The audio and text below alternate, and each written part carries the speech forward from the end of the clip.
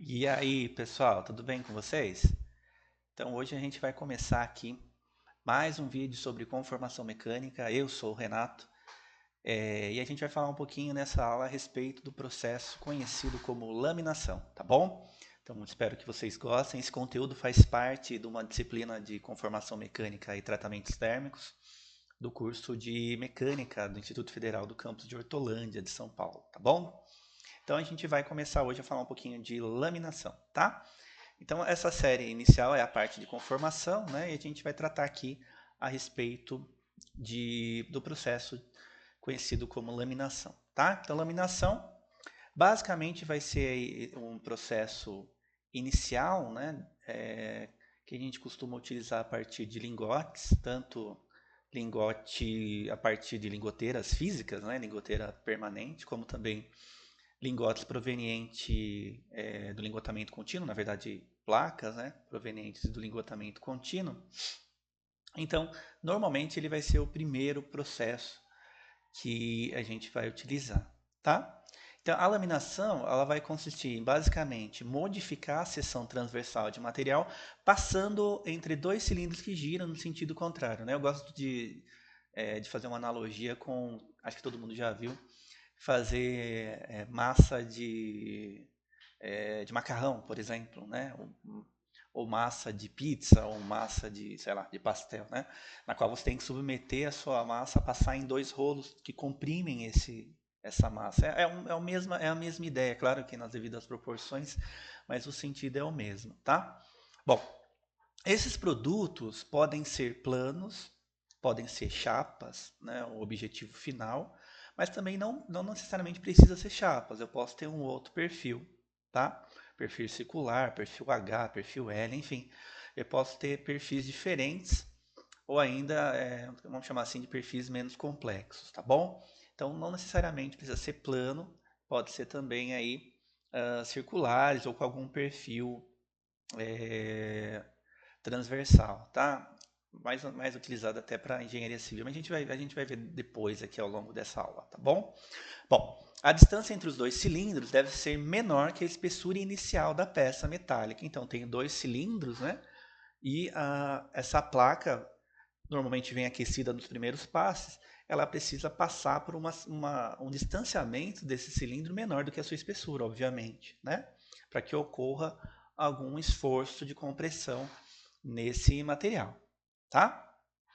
Então é um processo de transformação mecânica de metais mais utilizados, pois apresenta alta produtividade e um controle dimensional do produto acabado, que pode ser bastante preciso, né? Então tem um certo controle, esse controle está mais associado aos processos, para as etapas finais, na qual normalmente costuma se fazer laminação a frio, tá? Então a gente vai ver tudo isso nessa aula nossa. Bom, então, na laminação, o material vai ser submetido a diversos passes, que a gente chama, né, diversos esforços compressivos para dar origem no objetivo final dessa laminação, que pode ser placas, que pode ser barras, enfim, tá?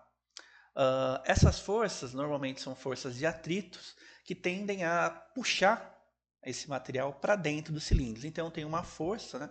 Esse cilindro vai girar, né, e vai puxar esse material para dentro. Então ele comprime e puxa, tem um esforço atrito, né, um atrito desse movimento, né, desses rolos empurrando, né, esse material para dentro do cilindro, tá bom? Passando por dentro desses cilindros.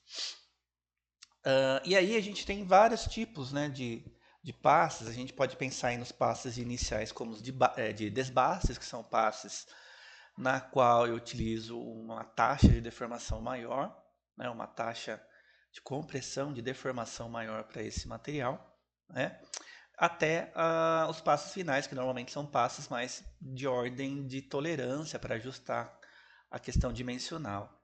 Bom, então essa redução de desbaste inicial dos lingotes, normalmente ele vem da fundição, né? Foi o que eu falei. Então, o material da laminação, comumente, o que, que é? É material que veio ou da laminação ou da fundição contínua, né? Da fundição do lingotamento contínuo, né? Ou ele vem também de lingotamento físico, aquele que é vazado em coquilhas, em moldes permanentes. Depois dessa fase, segue uma nova etapa de laminação a quente para transformar o produto em chapas grossas, tira quente, vergalhões, barras, enfim, tubos, trilhas ou perfis estruturais. Então, primeiro, a gente vai fazer uma redução maior de desbaste nesses lingotes aquecidos, placas, lingotes aquecidos, né? A fim até de também diminuir ou reduzir esse número de possíveis defeitos da fundição, né? Por exemplo, poro, trinca ou bolha, que porventura possa ter no meu material fundido. E aí depois a gente diminui essa taxa de deformação, né? E ajusta aí os passos para o objetivo final da laminação, tá? Muitos ainda passam pela laminação a frio, que produz um excelente acabamento superficial com boas propriedades mecânicas, tá? Então, novamente, né, a gente vai falar disso bastante. Laminação a quente como etapa inicial, né, ou até etapa secundária, e laminação a frio para a etapa final. Nem todos os processos, obviamente, eu preciso trabalhar com laminação a frio. Mas se eu for pensar em chapa, né, em chaparia de uma maneira geral, é interessante passar para a laminação a frio por uma qualidade, pelo fato da laminação a frio ter uma qualidade melhor, ter uma ajustagem também mais interessante, a questão dimensional, de tolerâncias, enfim, tá? Bom, então a ideia é que vem um lingote, não necessariamente precisa ser um lingote com essa geometria, tá? Pode vir também placas, né? Ou barras do lingotamento contínuo, e a partir desse material a gente vai trabalhar, tá? Bom, então a laminação vai gerar para mim chapas, a princípio, em um momento secundário tiras, tá? Uma chapa de menores dimensão, né? Tiras. Também pode gerar tarugos, que tem esse perfil aqui mais transversal, mais retangular ou mais quadrado. E aí, a partir de tarugos, normalmente a gente obtém barras, perfis estruturais ou ainda tubos sem costuras. Então, resumindo a ideia, né? A partir de lingotes, a gente tira, né? Ou placas, lingotes vindo de lingoteiras, né? Ou placas vindo de lingotamento contínuo, a gente pode obter chapas e tiras. E a partir aí de tarugos, que tem esse perfil aqui quadrado retangular, a gente pode obter barras, perfis estruturais, tubos sem costura. Tudo bem? Bom, então, na laminação a quente, né, placas, blocos e tarugos, para obter chapas, para obter perfis, trilhos ou para obter barras, no caso de tarugos, né? E na laminação a frio, mais a obtenção aí de chapas, folhas, né, barras de dimensões, de menores dimensões, ou ainda barras finas para obtenção de barras trefiladas posteriormente, ou ainda barras para obtenção de tubos sem costura. Sei lá, havia algum processo Mannesmann, algum processo aí para obtenção de tubos, tá bom? Então, essa é a nossa ideia. Bom, então para fazer isso eu vou precisar de uma ferramenta, né, de um componente que a gente vai chamar de laminador. Tá? Esse laminador ele tem um cilindro, a gente pode chamar o cilindro de rolos também. Vai ter um mancais e uma carcaça que é chamada rotineiramente de gaiolas, né? E a partir dessa gaiola tem um quadro que vai prender, que vai fixar todo esse componente mecânico, tá? E por fim, preciso obviamente de um motor para fornecer potência aí para que ocorra o processo de laminação, tá? Então preciso jogar potência para os cilindros, tá? Para que ocorra aí essa laminação e controlar a velocidade de rotação desses cilindros, tá? Então tudo isso eu controlo via esse motor, tá? Hoje em dia os processos são bastante automatizados, né? Então eu consigo ter um controle bastante grande dessa potência que eu estou aplicando, da rotação, né? De todo esse esforço que eu estou até da própria das alturas, né? Eu estou utilizando como compressão. Então os laminadores são atualmente são bastante modernos, ainda que o nosso processo fabril no Brasil, de uma maneira geral, não seja tão moderno assim. Bom, as forças envolvidas na laminação podem atingir milhares de toneladas, portanto, é necessária uma construção rígida e motores potentes para que a gente consiga fornecer a potência necessária para o processo, tá? Uma laminadora, uma empresa de laminação, né, tem um custo bastante alto para gerar para montar, né, esses laminadores, para montar essa cadeia de laminadores, conhecido como tandem mill, ou conhecido como trem de laminação. Então é um processo caro do ponto de vista para nós. Não é igual a gente ter um torninho lá, né, um torno mecânico, tal, uma máquina de solda que tem um custo relativamente barato do que eu consigo fazer o processo, né? Aqui não, aqui eu trabalho com equipamentos caros que tem aí toda uma potência, um torque alto para conseguir deformar esses materiais. Então, o custo de uma empresa desse tipo é bastante alto, tá? Não dá para não dá para ter um custo baixo. Obviamente que se eu fizer uma laminação com equipamentos mais rústicos, né, esse preço obviamente cai, mas eu tenho uma perda bastante grande de qualidade, de controle de processo que às vezes acaba não compensando, né? Bom, esses cilindros de laminação normalmente são fabricados de aço fundido ou aço forjado, tá?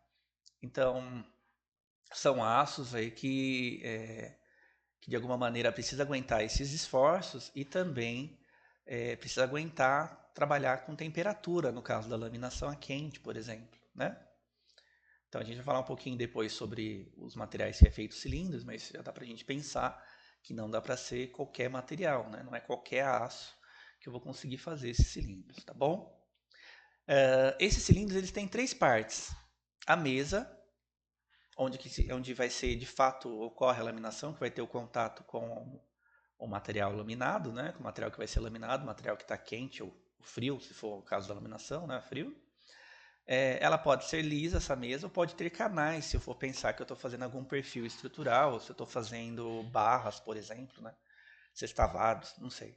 Né? Então, ela pode ter também canais, se porventura eu estiver fazendo, não trabalhando com laminação de materiais planos, né? Eu tenho os pescoços, onde vai encaixar os mancais, e os trevos, ou garfos de acionamento, tá?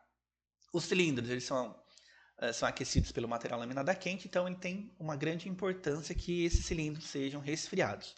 Bom, então está aqui o nosso cilindro, tem a mesa, essa mesa que vai obviamente aplicar o esforço, né, no meu material, que vai comprimir esse material, né, que vai puxar ele para dentro do laminador. Então, pensando em que eu estou fazendo uma laminação de materiais planos, né? Essa mesa ela é reta, ela é plana. Se eu for trabalhar com barras, perfis estruturais, essa mesa ela tem aí sim, né, alguns canais, pode ter, né, alguns canais aqui para gerar essa geometria diferente, tá bom? Daí eu tenho o pescoço, que é montado no mancal, né, no mancal de rolamento. Isso aqui tem que rodar livre. E o trevo, que é montado aí no sistema de acionamento, que vai estar interligado com o motor da minha máquina, né? Com o sistema de engrenagens, né? Com um sistema de torque e potência. E lá na ponta, né? Lá no começo, no motor. Tá?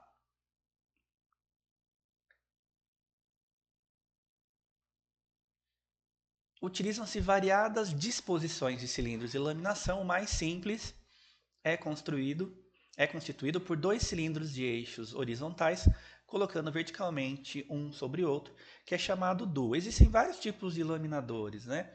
Então a gente vai ver o laminador mais simples deles, que é o laminador duo, tá? Então aqui eu estou vendo a seção transversal do laminador duo, tá? Então o que eu estou vendo? O quadro, né? Que é essa, vamos chamar assim, essa estrutura de fixação, né? Essa parte, na parte interna aqui, né, na gaiola, eu estou vendo a disposição dos cilindros, que são aqui, tá? Os mancais ao redor desses cilindros, né?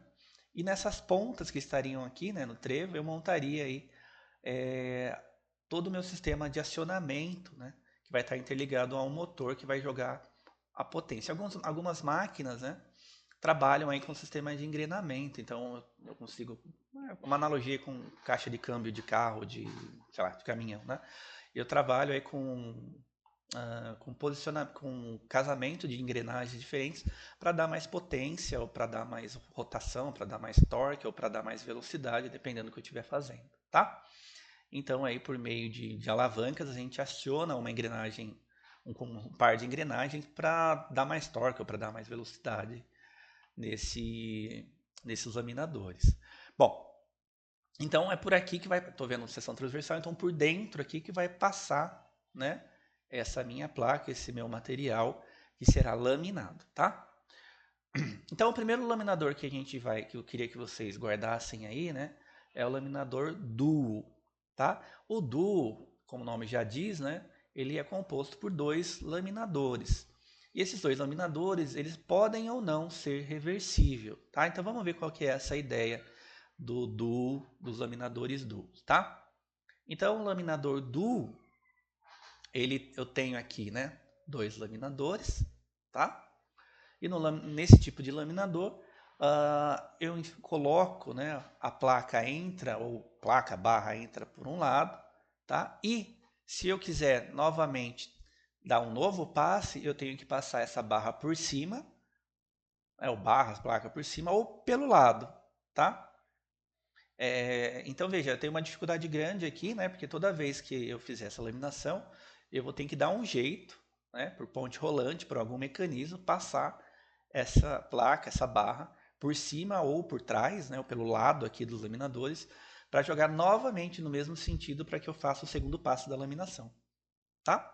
Então, esse é um dos motivos que esse laminador, nas atuais e modernas cadeias aí de laminação, né, estruturas, empresas de laminação, ele está em desuso, porque do ponto de vista aí, de produtividade ele é ruim, tá bom?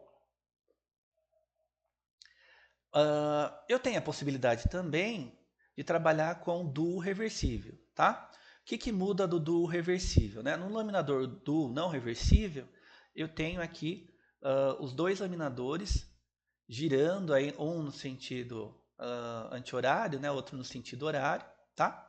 Que vão puxar esse meu material, tudo bem? Normalmente um tá ligado ao motor, né? Um tá ligado aos componentes mecânicos, a caixa de câmbio aqui, né? O motor.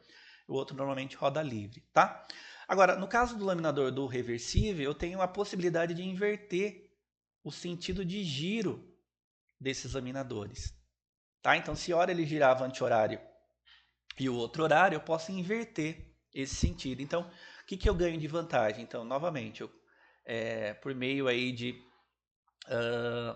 uma operação manual ou por meio de esteiras, essa placa entra nesse laminador, tá? Essa placa barra entra nesse laminador nesse sentido, né? E aí, ao invés de eu passar isso por cima pelo lado, eu simplesmente aciono um botão ou uma alavanca, né? Inverto o sentido de rotação dos laminadores e coloco ele pelo mesmo lugar, né? Que ele na mesma direção aqui, né?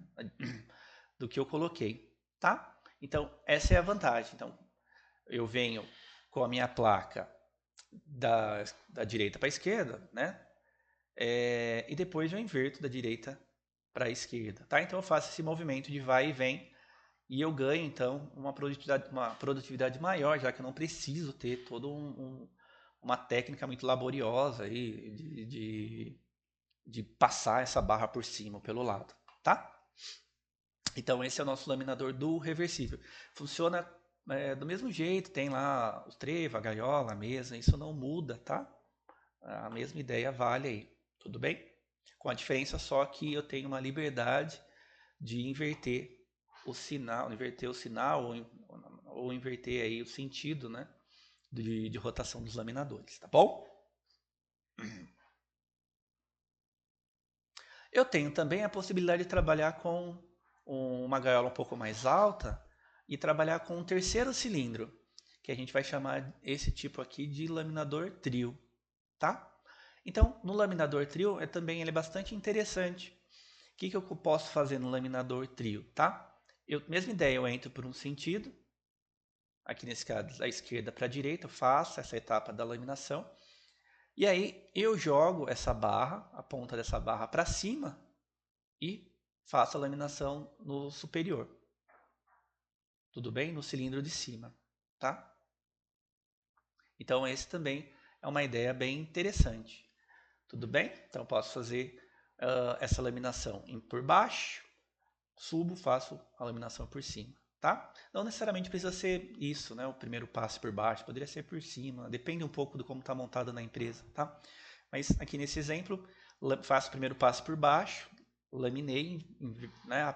Aplico aqui, aciono algum mecanismo pneumático, hidráulico, não sei, ponte rolante, encaixo no laminador de cima e faço essa segunda etapa, tá bom? Para que isso ocorra, né? Esse cilindro aqui ele vai ter que estar girando, né?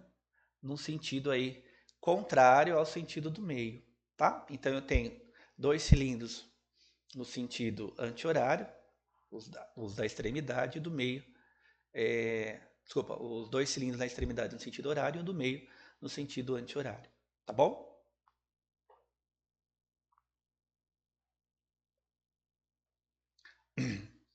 Bom, à medida que a gente vai laminando esses materiais, eles vão ficando cada vez mais finos, então sai de placas para chapa fina, né? Bom, e o que vai acontecer? Esses cilindros, né, de trabalho de pequeno diâmetro, eles têm uma facilidade maior de fletir. Em outras palavras, né, de dobrar, de amassar, né, de deformar, tá? E eles devem então ser apoiados por uns cilindros de encosto que ajudam a manter a rigidez desse processo, tá bom? Então vamos ver aqui como é que funciona o laminador quadro. Ao contrário do que poderia imaginar, que é 4 laminadores em sequência, não é isso, tá bom? No laminador desse tipo, no quadro, o que eu tenho na verdade são 2 cilindros pequenos que estão em contato com essa chapa, fazendo o trabalho efetivamente de deformação, e aí eu tenho 2 cilindros maiores que servem aí de apoio para evitar que esse cilindro pequeno deforme, tá? Então ele mantém a rigidez desse meu processo, desse meu laminador, tá bom? Então, à medida que essa chapa vai ficando cada vez mais fina, eu tenho que diminuir esse diâmetro desse laminador. Esse diâmetro do laminador ele também fica cada vez menor, né? Por uma questão aí de qualidade, tá bom? Não dá para fazer uma laminação de chapa fina com um cilindro enorme, tá? Eu tenho que fazer com um cilindro menor, por uma ajustagem de qualidade, por uma questão também de tolerâncias. E aí eu consigo manter esse produto com uma boa qualidade, tá bom? E aí esses cilindros maiores eles simplesmente só estabilizam, tá? E impedem que ocorra aí uma deformação, né? Uma movimentação desses cilindros de menores dimensões que estão mais sujeitos, né? A esses esforços devido à passagem desse material por entre eles, tá bom? Então, quando eu estou passando o material entre eles, eu tenho uma força que esse material aqui tenta, né, de abrir, tudo bem? De abrir esses cilindros, tá? Então, esse cilindro tem que resistir a esse esforço também, tá bom? Então, na verdade, o que eu tenho aqui é uma guerra de forças, né? A barra tentando empurrar os cilindros para abrir isso aqui para facilitar para ela entrar e os cilindros mantendo lá, aplicando uma força para deformar esse negócio, né? Bom, e aí também pensando em tiras, tá? Eu tenho o que a gente vai chamar aqui de Sinzheimer, que é um tipo de laminador conhecido na indústria, tá?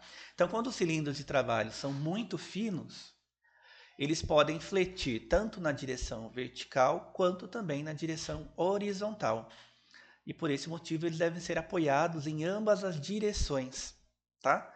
Então, um tipo de laminador que permite que tenha esses apoios é o Sinzheimer. Então, ele é diferente do laminador quadro, que só tem um cilindro de apoio, né?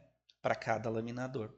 Aqui eu tenho um conjunto de cilindros que vão apoiar esse laminador principal, esse laminador que está efetivamente conformando o material, tá bom? Então, à medida que eu vou diminuindo o material, eu posso utilizar desse laminador Sinzheimer, que vai garantir que eu tenha aí uma boa qualidade para esse material que está laminado, principalmente no caso de tiras finas, tá? Então, é um laminador bastante utilizado para esse objetivo, para tiras finas, chapas finas, de pequenas dimensões a quente, normalmente, tá? Tudo bem? Então, para esses casos, né, na qual eu tenho um risco maior de fletir, tanto na horizontal ou vertical, eu preciso montar aqui esse conjunto de laminadores para estabilizar o processo, tá? E aí, nesse caso, é interessante usar o laminador Sinzheimer, tá bom? Outro tipo de laminador é o laminador conhecido como universal, tá? Esse laminador universal, diferentemente dos laminadores que a gente viu do reversível, ele faz a laminação em sentidos opostos. Então ele faz a laminação na horizontal e ele faz também a laminação na vertical. Então veja, à medida que eu estou aqui, por exemplo, diminuindo, né, essa espessura, eu estou no laminador seguinte, né, mexendo aí com as suas dimensões também, né? Então aqui eu mexo com a espessura, aqui eu estou mexendo com o comprimento, né? Então eu consigo ajustar dentro desses dois laminadores a dimensão que eu já quero efetivamente para esse material, para essa chapa, para essa tira, tá? Então é interessante nesse sentido de eu já conseguir, com esses dois laminadores, já ter um ajuste aí das dimensões mais próximas, se for o caso, ou se não o final, do produto que eu quero. Tá bom?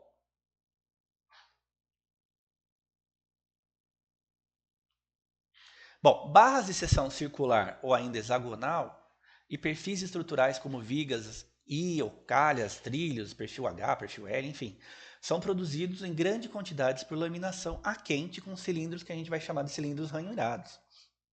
Esses cilindros, então, eles não são lisos e ele tem um perfil, tá?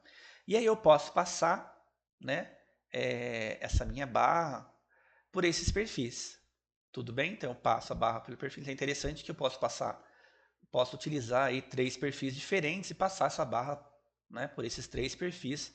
Então eu vou adequando em cada um desses perfis até a geometria final que eu quero, tá? Aqui também, nesse caso, né, vou adequando essa geometria, tá bom? Então, esses tipos de laminadores são bastante utilizados quando a gente quer fazer, por exemplo, uma barra de seção hexagonal, tá? Ou quer fazer uma barra retangular, uma barra de seção quadrada, ou quero fazer aí perfis estruturais para engenharia civil, na maioria das vezes, né?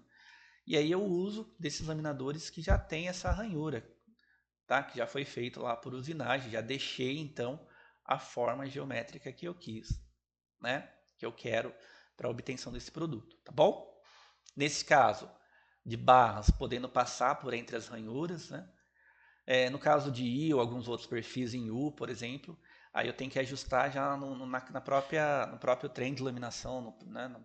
Dentro dessa cadeia de laminadores, já vou adequando aí, ajustando essas medidas. Sabe? Importante lembrar destacar que raramente eu vou ter apenas um passo de laminação para ter o meu produto, né? Eu vou precisar aí de vários passos de laminação para ter a obtenção do material que eu quero, da peça, né, da chapa, enfim, da geometria que eu quero, tá bom?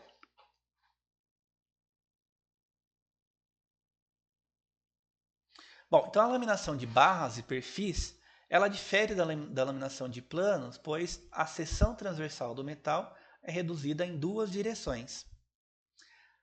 Entretanto, em cada passe, o metal é normalmente comprimido somente em uma direção e no passo subsequente, o material é girado em 90 graus. Uma vez que o metal se expande muito mais na laminação a quente de barras do que na laminação a frio de folhas, o cálculo da tolerância necessária para a expansão é um problema importante no planejamento dos passes para barras e perfis. Um método típico para reduzir um tarugo quadrado numa barra é alternando esses passes através das ranhuras e quadrados. A ideia, né, é mais ou menos essa que eu comentei com vocês. Então eu tenho que adequar essas ranhuras para passar essas barras para ir ajustando a medida, a geometria que eu quero para esse material, tá? Então, por que eu falei que é em 2 direção, né? Porque à medida que eu vou aplicando esforço, eu estou prolongando esse material, né? Então, o seu comprimento vai aumentando e as suas dimensões vão diminuindo, tá? Então, eu estou mexendo aí, né, nessas duas importantes dimensões, tá bom?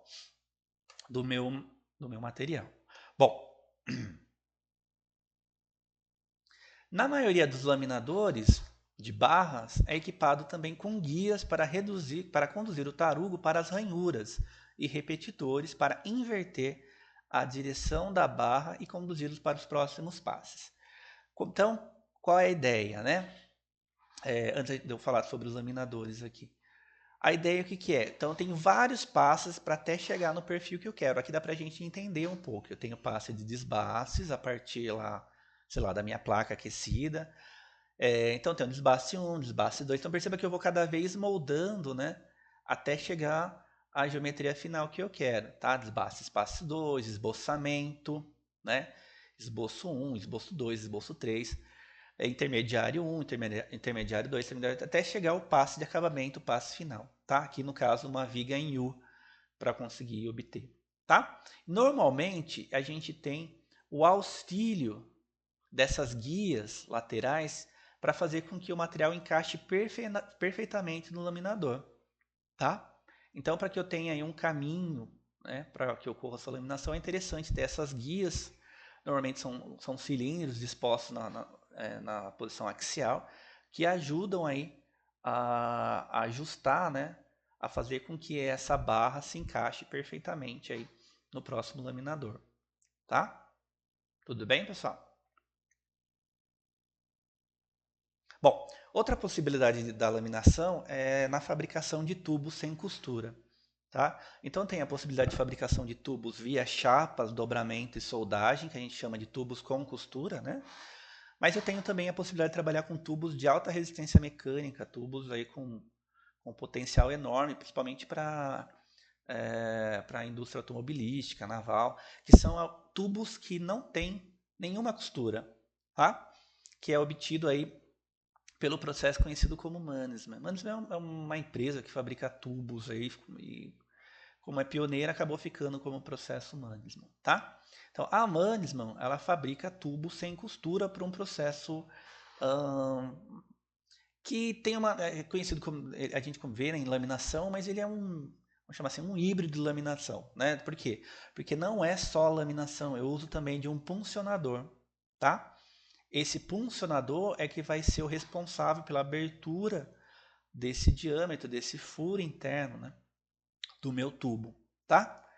Uh, então, qual que é a ideia aqui? Eu tenho cilindros de laminação. Normalmente eles têm um ângulo entre eles, né? E aí eu passo entre esses dois cilindros essa minha barra aquecida, tá? Então, à medida que eu vou laminando esse material, eu vou ao mesmo tempo aplicando uma força aqui esse punção. Então, esse punção ele vai abrindo aqui um caminho, né? Ele vai abrindo o caminho do furo, né? Um caminho para essa abertura do meu tubo, tá? Tudo bem? Então, o cilindro girando, né? E ao mesmo tempo girando, eu aplico uma força com esse puncionador para fazer a abertura do meu tubo, tá bom? Uh,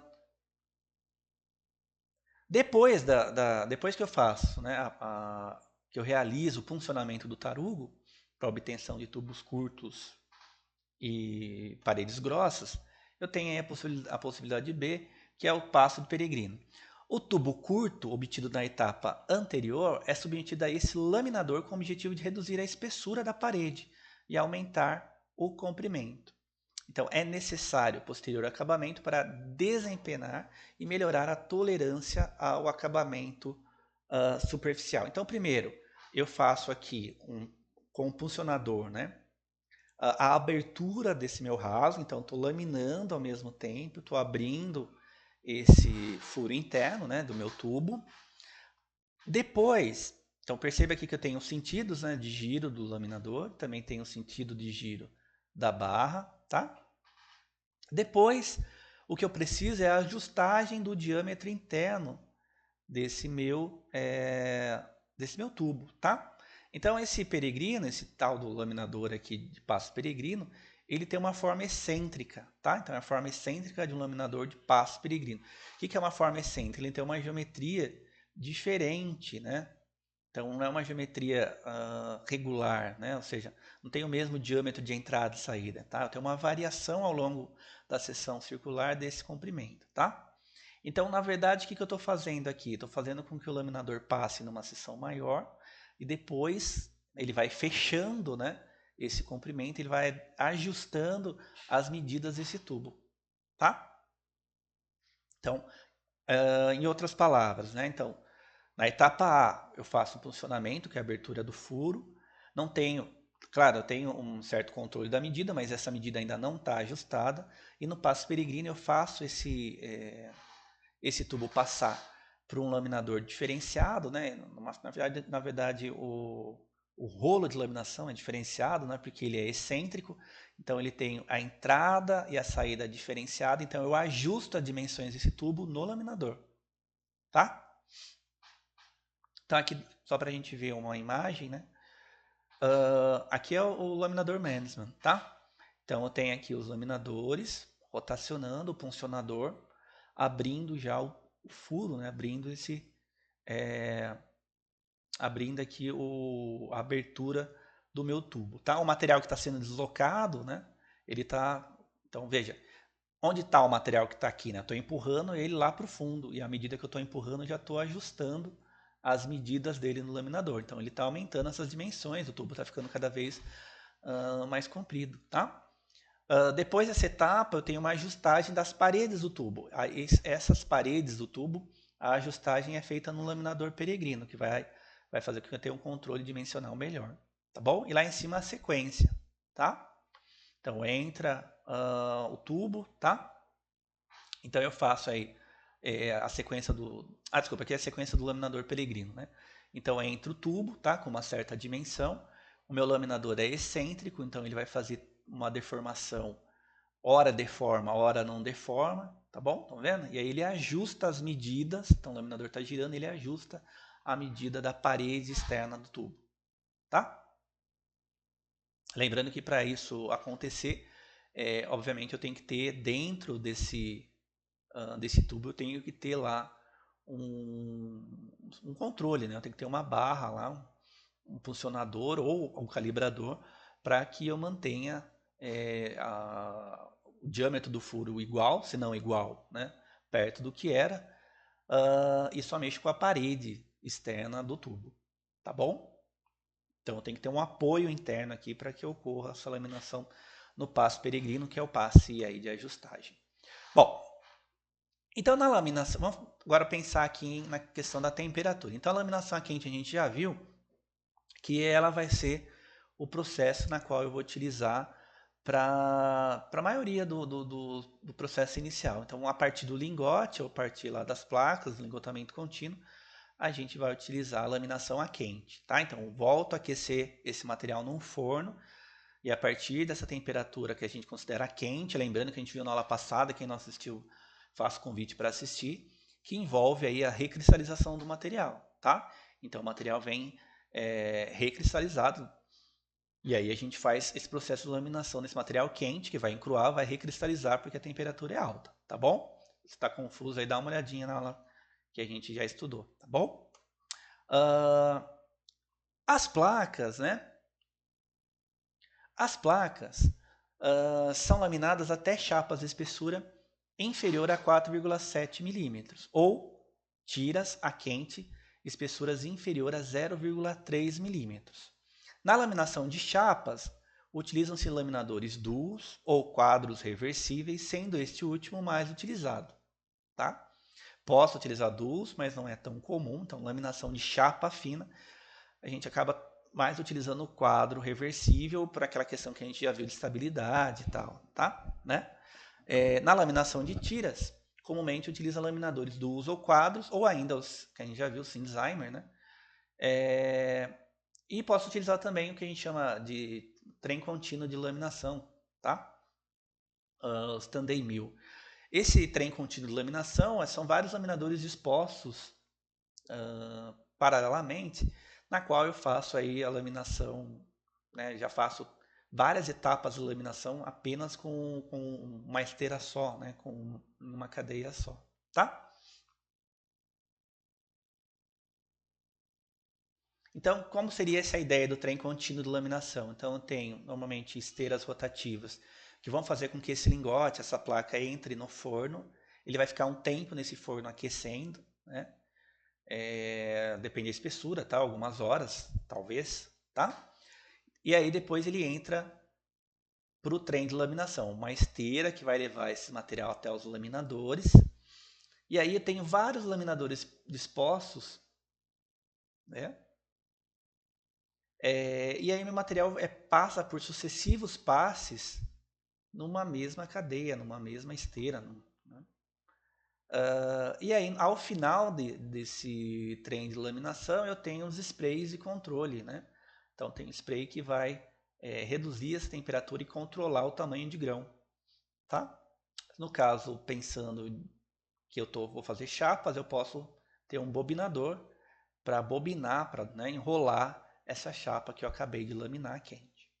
Tudo bem? Depois, dependendo, obviamente, do que eu quero, eu faço um desbobinamento para fazer as etapas finais da laminação a frio, né, para ajustar as dimensões. E novamente eu bobino ou faço um tratamento térmico para recristalizar esse material. Tá bom? A gente vai ver depois. Bom, então aqui só para a gente entender um pouquinho. Tem 2 trens de laminação, um com perfil H e outro de chapa. Mesma ideia. Lá na ponta entra tarugo, né, ou entra barras aquecidas, passa pelo laminador inicial, passa pelos trens, pelo trem de laminação, várias etapas, não necessariamente precisa ser 3 aqui laminadores, né, 3 conjuntos de laminadores. E aí eu já saio lá na outra ponta com as medidas que eu quero. Tá bom? Aqui também entra lá placas, vai passando por sucessivos laminadores e sai aqui para mim chapas, tá? Chega aqui na ponta, a gente enrola numa bobina, depois a gente pode vender isso aqui do jeito que está ou passar para uma laminação a frio para questões aí de tolerância dimensional, acabamento, enfim, tá? E aí perceba que eu tenho aqui na chapa, né? Poderia ter aqui também no H, se o objetivo for controlar a microestrutura. Eu tenho aqui na chapa os chuveiros, resfriadores para controle aí, do tamanho de grão, né? Para controlar o tamanho de grão que foi aqui recristalizado, né? Bom, em resumo, eu vou utilizar a laminação a quente para materiais que tenham baixa plasticidade a frio. Interessante a gente lembrar isso, né? Então, por exemplo, quando esse aço que eu estou trabalhando tem uma porcentagem de carbono maior, grande, né? Esse material ele vai ter uma plasticidade ruim. Né? A gente já viu isso. Então, o carbono influencia na qual eu perco ductibilidade. E perda de ductibilidade, plasticidade, inibe um pouco a utilização da laminação a frio direto, né? Ou uma taxa de deformações muito grande, tá? Então, para materiais que tem aí bastante elemento de liga ou ainda carbono em si, talvez a quente seja o único caminho para conseguir laminar. Tudo bem? Serve como etapa de preparação para a laminação final, normalmente feita a frio. Permite grandes reduções de espessura. As forças de laminação são menores que na laminação a frio. Produz acabamento superficial pobre, a qualidade da superfície é ruim, porque a gente tem um problema de um efeito de oxidação, né? Então, estou fazendo laminação a quente, estão comprimindo o material, mas ao mesmo tempo esse material está sofrendo influência do oxigênio, então ele oxida a superfície, então o acabamento dele é ruim, é pobre, tá? A questão da rugosidade também é ruim, né? Resulta em tolerâncias dimensionais mais largas. Como a gente não tem um controle muito preciso da ideia, né, do volume que altera aí com o calor, né, da dilatação e também do resfriamento desse material, né, da contração volumétrica. Então isso impede bastante a gente ter um controle rigoroso da tolerância para esse tipo de laminação, tá bom? Ainda lembrando que essa laminação é interessante quando a gente pensa que está partindo de lingotes, que estão mais sujeitos a defeitos, e ela acaba reduzindo bastante essa questão dos defeitos internos de lingotes, né? Tudo bem? Bom,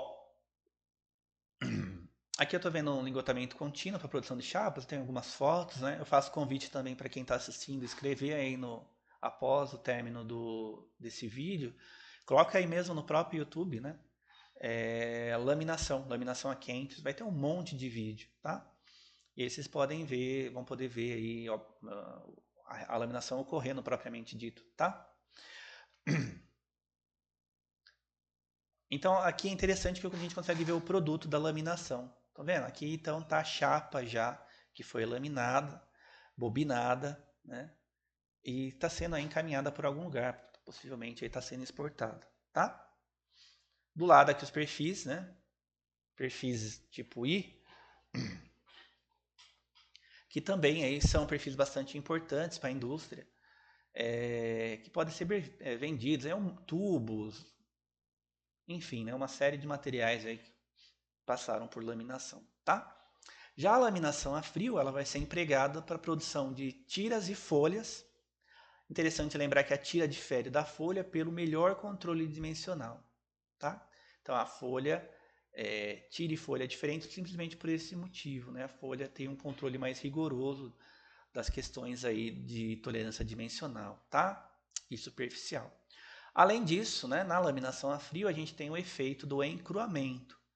O encruamento resultante dessa redução a frio, ele pode ser aproveitado para dar maior resistência ao produto final. Então, em outras palavras, a chapa que foi laminada a quente, ela vai ter, primeira coisa importante aqui para a gente comparar, né? A chapa laminada a quente, ela vai ter grãos recristalizados, portanto, ela tem uma resistência mecânica pior do que na laminação a frio, né? Porém, o material é isotrópico, né? Tem uma estrutura regular, tá? Então, dependendo do que eu quero, isso pode ser ou não importante, né? E na laminação a quente, com relação a frio, a qualidade dimensional ou superficial ela é pior, tá? Então, o encruamento na laminação a frio vai garantir que a chapa em si ela tenha maior resistência, é verdade. Mas é uma chapa que tem um comportamento anisotrópico, tudo bem? Ou seja, ela tem um comportamento mecânico diferente dependendo aí o sentido que eu estou submetendo esse esforço, tá bom? Às vezes isso pode ser importante, às vezes não, né? De qualquer forma, eu vou ganhar em qualidade dimensional, vou ganhar também na qualidade superficial dessa chapa, tá? Os materiais de partido para a produção de tiras de aço laminado a frio são bobinas a quentes decapadas, resultante dos trens contínuos de laminação. Então vamos lá. Então daquela laminação que a gente viu a quente, bobinada, bonitinho, a gente vem para submeter esse material para a produção de uma chapa fina, de uma tira, sei lá, né? Antes dessa chapa ir direto para o laminador a frio, normalmente ela é feita uma decapagem química nesse material, mergulha-se lá num banho ácido, né? Num banho químico para redução de impurezas, né? Sujeira, gordura, e também para limpeza de óxido superficial, tá? E aí essa chapa assim decapada, né? Feita toda uma limpeza por esses ácidos, depois por uma limpeza de banho, né? Essa sim vai ser laminada a frio, tá bom? Então na laminação a frio ela nunca vai ser o passe inicial para um lingote, por exemplo, tá? Raramente, né? Eu não me lembro de ter visto isso acontecer. Por quê? Porque eu preciso que os passes iniciais para lingote seja quente por N questões, porque eu quero uma deformação maior, porque eu quero inibir algum defeito proveniente do lingote, enfim, tá bom? Trens de laminadores quadros de alta velocidade com 3 a 5 cadeias de laminadores são utilizados para laminação a frio de aço, alumínio e liga de cobre. Então, novamente, uso um trem de laminação, né? Porém, aqui em quadros, né? Por quê? Porque a chapa é fina e eu preciso garantir a rigidez desse sistema, tá bom? A laminação contínua tem alta capacidade de produção, o que resulta num custo de produção baixo. A redução total atingida na laminação a frio geralmente varia de 50% a 90%. Outra coisa interessante que a gente pensar aqui é que à medida que eu estou deformando esse material, né, eu estou também aumentando a sua velocidade, tá? Então, conforme eu vou diminuindo essa seção, a velocidade que esse laminador está trabalhando, ou que a velocidade que esse material está passando pelo laminador, né, ela é maior, tá?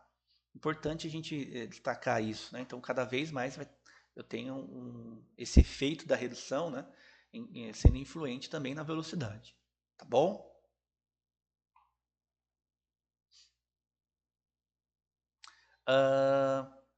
Quando se estabelece o grau de redução em cada passe ou em cada cadeira de laminação, deseja-se uma distribuição tão uniforme quanto possível nos diversos passes, sem haver uma queda acentuada em relação à redução máxima em cada passe.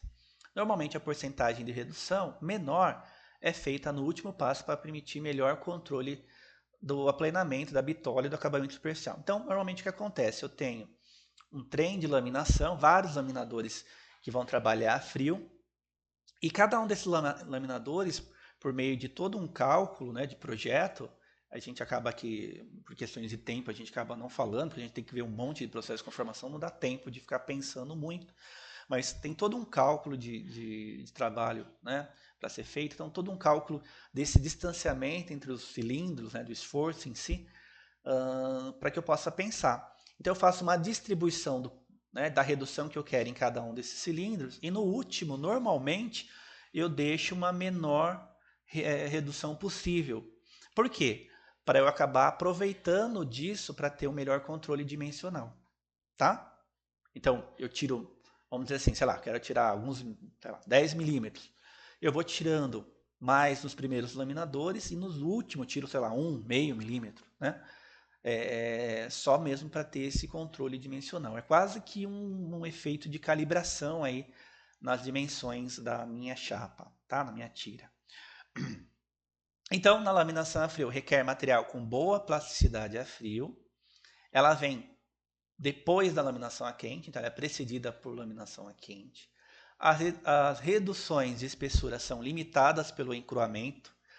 Isso é importante também, porque, veja, à medida que eu vou deformando cada vez mais, eu estou aumentando o encruamento. A gente já viu isso, né? E se eu extrapolar o limite do encruamento em si, o que acontece? Esse material vai trincar. É isso aí mesmo que você pensou, né? Ele vai fraturar, tá bom? Então é importante lembrar que eu tenho que ter todo um cuidado, né, criterioso com essa taxa de encruamento, tá?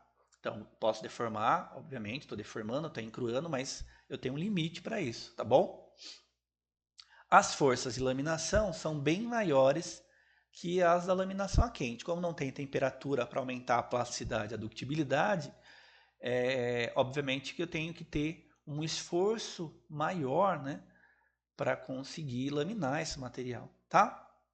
O acabamento comparado com laminação a quente, ele é bom ou ótimo.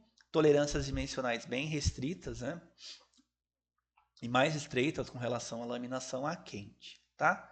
Aqui a laminação a frio de chapas. Essas chapas ou tiras, né?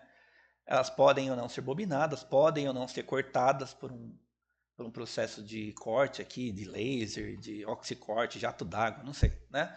Então eu posso cortar essas chapas ou posso bobinar. Bom, e aí vamos ver aqui só para a gente entender a cadeia para laminação a frio, tá? Então vem para a gente, né? Primeira etapa, a preparação das placas, vem a placa, eu tenho uma faceadeira, tá? Simplesmente para limpar a superfície, poderia ser o que a gente falou lá, como um banho, né? Uma decapagem química ou física, né? Para limpar a superfície. No forno de pré-aquecimento, faço com o laminador desbastador e no laminador tandem ou no trem de laminação a laminação dessa chapa, né? Que está aqui bobinada bonitinha, né? Vou bobinando, tá? Depois faço aí um desbobinamento, faço a laminação a frio, bobino, corte da chapa e empilhamento, tá?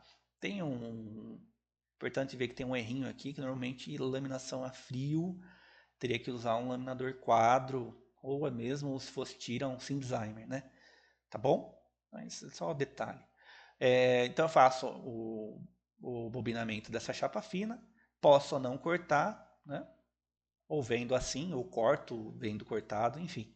Se eu vender assim, a empresa que comprar essa chapa, né? Sei lá, a empresa lá, Electrolux, Brastemp, não sei, né? Comprou a chapa para fazer máquina de lavar roupa, sei lá, né? Essa chapa vem, tem que cortar lá, né, no tamanho correto, né, as medidas corretas, para depois fazer, para virar uma máquina, virar uma geladeira, enfim, né?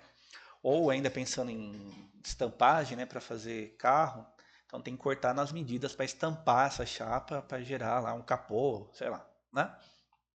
Então, essa etapa de corte não necessariamente precisa ser feita pela empresa que está fazendo a laminação, tá? E aí a laminação, né, placas laminadas, barras laminadas, aqui não necessariamente é a frio, né? Só mostrando que tem perfis estruturais, placas laminadas, blocos laminados, ah, chapa fina, um monte de material, né, que dá para ser feito por laminação, tá? Ah, defeitos, né? Então os produtos também podem ter alguns defeitos, tá? Os produtos laminados podem apresentar defeitos que geralmente são que têm origem na laminação do próprio lingote. Vamos ver alguns rapidinho. Vazios podem ter origem de rechupes, gases que são retidos na solidificação do lingote. Então, vazio é um gás que ficou retido no metal, né? Então, durante a fundição, eu vazei o metal líquido, essa solidificação foi relativamente rápida e os gases ficaram retidos dentro do metal líquido, solidificou e virou um poro, um vazio, né? Diferente vazio e poro tem mais a ver com a própria dimensão em si, tá? E aí, dependendo do tamanho disso, pode ser que eu não consiga ter tirado eles da laminação, né? Porventura, né? Um defeito pode acontecer, tá? Gotas frias são respingos de metal que se solidificam nas paredes da lingoteira durante o vazamento. Posteriormente, eles se agregam ao lingote e permanecem no material até o produto acabado na forma de defeitos na superfície. Então, uma gota fria é um metal lá que ficou, devido a frentes de solidificação, né? Que solidifica antes então imagine o seguinte, tem dois fluxos de metal líquido e um solidifica primeiro que o outro, né? E aí eu crio uma interface líquido sólido aí, então eu fico com uma gota sobreposta aí, principalmente na superfície, tá? Então na hora que eu vou laminando isso, esse defeito ele fica preso no material, né? Por isso que é importante também ter um processo de limpeza na superfície dessas placas, desses lingotes, previamente a laminação já evitaria esse problema, tá? Trincas que pode ter no lingote, ela pode se propagar durante a laminação, ok? Porém, contudo, né, bastante difícil de ocorrer, principalmente pensando que eu estou partindo do lingotamento, da conformação, da laminação a quente desses lingotes, tá? Dobras são provenientes da reduções excessivas no qual um excesso de massa metálica ultrapassa os limites do canal e sofre recalque no passo seguinte, tá? As dobras do lingote também, porque por eu ter aí uma questão de frentes e de solidificação distintas, né? Também podem ficar nessa placa laminada, tal, né? Que podem ser limpadas, podem ser tiradas por meio de algum processo abrasivo, sei lá, esmerilhadeira, né? Dar um lixamento superior desse material.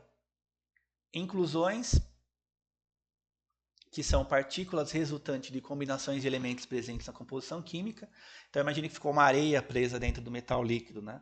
Essa areia no lingote ela se comporta diferente do que o próprio metal, né? Porque ela tem um comportamento de cerâmica em meio metálico, né? Então ela é ruim, ela é fragilizante e pode causar defeitos superficiais na trinca, principalmente na superfície, tá? Então um problema um pouco mais grave aí, as inclusões, tá? Segregações que acontecem pela concentração de alguns elementos nas partes mais quentes do lingote, que são normalmente as últimas que solidificam, né?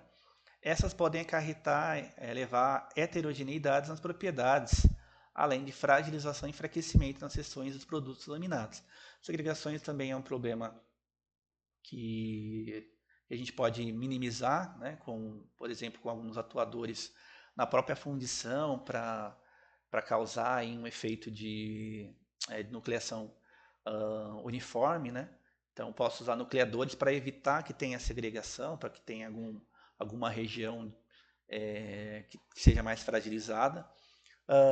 Então, da própria fundição a gente consegue melhorar essa questão da segregação.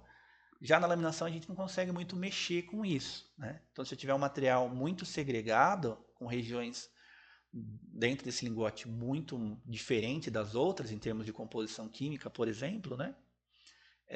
A gente não tem muito o que fazer. Ele vai ficar concentrado também em alguma parte dessa placa, nessa barra laminada, tá? Então, um problema que é mais fácil de resolver na própria fundição do que na laminação, tá? E aí tem outras coisas que podem ocorrer, né? Esse material laminado, barra, chapa, enfim, está empenado, retorcido, fora de seção, né? E aí, como uma consequência mais do próprio processo em si, do laminador que está com defeito, com folga na ajustagem de mancais, né? Rolamento ruim, enfim, a própria rigidez do processo não está boa, tá? Bom, e aí com isso a gente encerra essa aula, vai ter alguns exercícios que eu vou propor no Moodle, tá? Para quem está assistindo aí, que é do Instituto Federal. E é isso, tá? Então eu vou disponibilizar também esses slides, vou disponibilizar essa aula para vocês estudarem e vou pôr alguns exercícios lá para vocês fazerem, tá bom? Então espero que vocês tenham gostado desse assunto. Se vocês gostaram, dá um curtir para ajudar a compartilhar, né, esse vídeo, para que outras pessoas possam também assistir. E inscreva no canal se você ainda não está inscrito, tá bom? Então a gente se vê no próximo vídeo sobre conformação mecânica. Forte abraço, pessoal. Até breve.